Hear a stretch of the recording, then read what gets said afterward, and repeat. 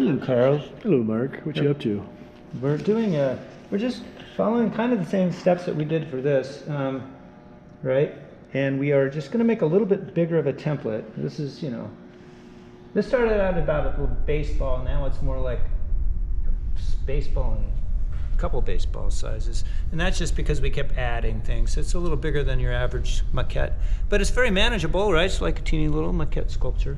But we want to now make this 3/4 scale, like 3/4 as big as normal. So what I did was here is I started out with, the basic shape of the head. And I have what you have is your maquette to work with. That's why you worked on your maquette, so you figured out some of those details. And so what I did is I get the back of the head and the front of the head. And the main thing is here getting the pitch of the neck. So, you make an oval here shape, right? And an oval shape here, and that gives you the jaw. And then you can figure out looking at your models. And so this is just kind of delineate here what we got going on here. So, okay, so.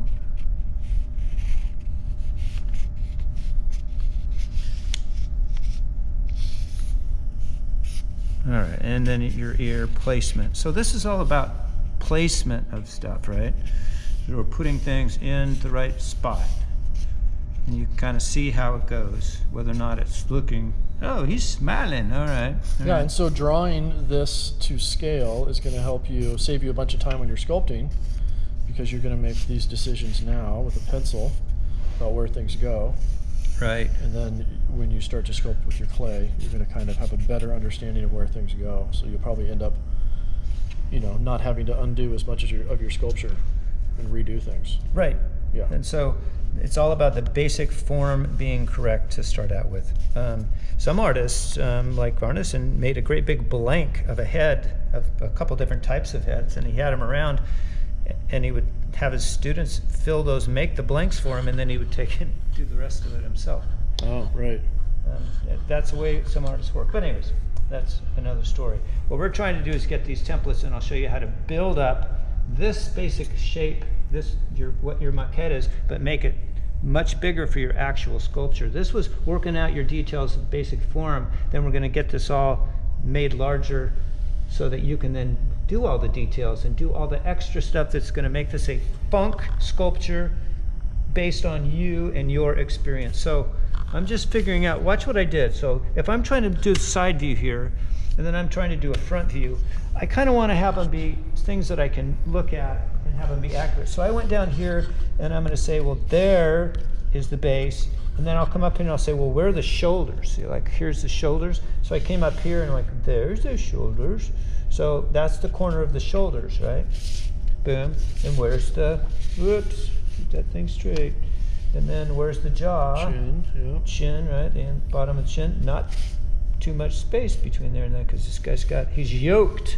So then come up here to eyes, right? So basically eyes right there. So anyways, the bottom of the nose. So it's if you got your first one going, it just gives you a ballpark figure of what you're shooting for, right? And you can do all this stuff if you want to do that kind of thing, just to show a little bit of, usually from the eyes, if you come straight down, you've got a mouth. The corners of the mouth are usually right about where the eyes come up and down. And then you've got bottom here and your chin down here. And there's a space below the lip. Here's your lower lip, right? This top lip's usually a little bit of shadow, but then here's your bottom lip. And then there's this space between, here's your chin, and there's this area in between, this transitional space. And if dialing that in, every time I look at it or sculpt it, I learn something more about this shape here. Same thing about learning about the shapes around the eyes. It's created by the brow, but the brows wrap around the eyes, right? It's kind of interesting to, people say, well, how come I got to do all these models? Well, every time I do one of them, and I've done a few busts, but every time I do a model, I learn something new, and it makes me feel kind of like, well, how come you never saw that? But I do. Like this time I'm learning all about this space here that I never really noticed before. And then I was like thinking, well, of course. Like there's a skull, and look how the bone wraps around here, and that skin on the bone wraps around here, right? Same thing, that there's a shape down below here that's created that's really specific, and then it comes out to your chin. So this space here. So anyways, this is a good enough example for now. And that proportion, and I'm looking at my model and I can see that's looking good. And the nice thing to do is you got your model and you can look at it from all various sizes. And then we're going to say, we're going to call this good. And just, all right, so boom, boom. This is just so that I can see that if I'm looking straight on. It's angular, man. Yeah, more than Mr. Tyson probably, but all right, I'm not sure that. Cool. All right, so there's yoked, yoked, yoked, yoked. Okay. All right, so that is going to serve as our deal, A and B. And what I'm going to do is cut these out.